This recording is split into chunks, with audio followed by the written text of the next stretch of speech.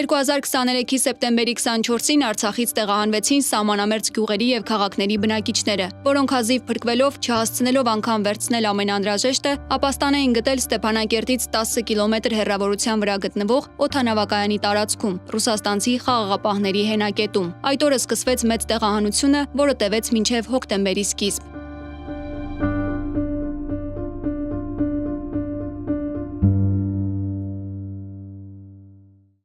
Սեպտեմբերի 25-ին հերթը իմն էր։